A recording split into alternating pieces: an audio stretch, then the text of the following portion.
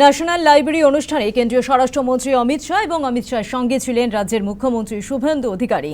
National library অনুষ্ঠান হয় আজ এবং সেখানে কেন্দ্রীয় স্বরাষ্ট্রমন্ত্রী অমিত শাহ তিনি যেমন ছিলেন রাজ্যের মুখ্যমন্ত্রী শুভেন্দু অধিকারী মিউজিয়াম অফ ওয়ার্ডসের প্রথম পর্যায়ের উদ্বোধন করেন কেন্দ্রীয় স্বরাষ্ট্রমন্ত্রী অমিত শাহ।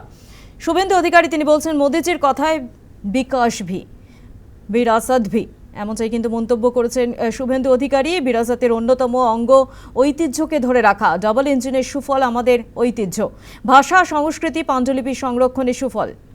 বর্তমান সরকার গ্রন্থাগারে আধুনিকরণ করবে, কি বলেছেন শুভেন্দু অধিকারী শোনাবো। এই মিউজিয়াম ওয়ার্ড জাতীয় গ্রন্থাগার যা ঐতিহ্যর একটি ধ্বজা বহন করে নিয়ে চলেছেন, সত্যিকারের আধুনিকতা এবং ঐতিহ্য দুটোর বন্ধনে ভারত সরকারের সংস্কৃতি মন্ত্রক এটা একটা দারুণভাবে শুরু করেছেন। আপনারা জানেন যে 11টি এমন সেন্টার রয়েছে ভারত সরকারের কালচারাল ডিপার্টমেন্টের, যেটা আমাদের সাংস্কৃতিক রাজধানী কলকাতাতে অবস্থিত।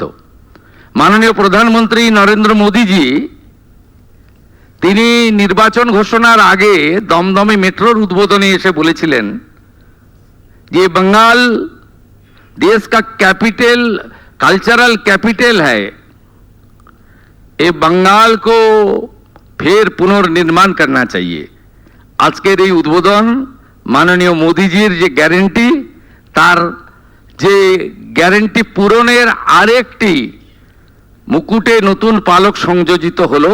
রাজ্য সরকার মোদীজির কথাতে বিকাশ ভি হোগা বিরাসত ভি হোগা, এই বিরাসতের অন্যতম অঙ্গ হচ্ছে আমাদের ঐতিহ্যকে ধরে রাখা, ঐতিহ্যকে এগিয়ে নিয়ে যাওয়া।